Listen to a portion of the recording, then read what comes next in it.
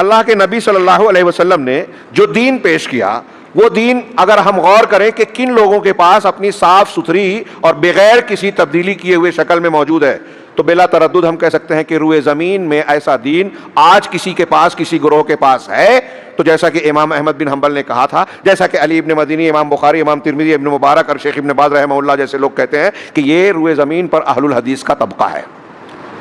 جس کے پاس حق ہے اپنی اصلی شکل میں۔ یہاں افراط و تفریط نہیں نظر آئے گا۔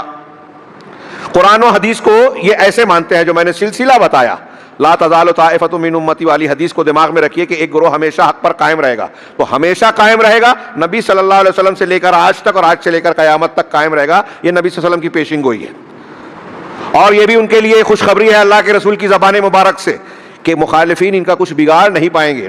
تکلیف ہوگی، امتحان اور آزمائش آئے گی، لیکن بگاڑ نہیں پائیں گے۔ آپ دیکھیے کہ دنیا میں اہل الحدیث کے خلاف کتنے لوگ ہیں، لیکن اہل الحدیث کو دنیا میں کوئی ختم نہیں کر سکا اور نہ کر سکیں گے، کیونکہ اللہ تبارک و تعالیٰ ان کے ذریعے سے اپنے دین کی حفاظت کر رہا ہے۔ اور یہ جو طبقہ ہے یہ اللہ کے دین کا محافظ ہے زمین پر۔ امام اوزاعی کہتے ہیں کہ دنیا میں اہل الحدیث اللہ کے دین کی حفاظت کرنے والے ہیں اور آسمان میں فرشتے۔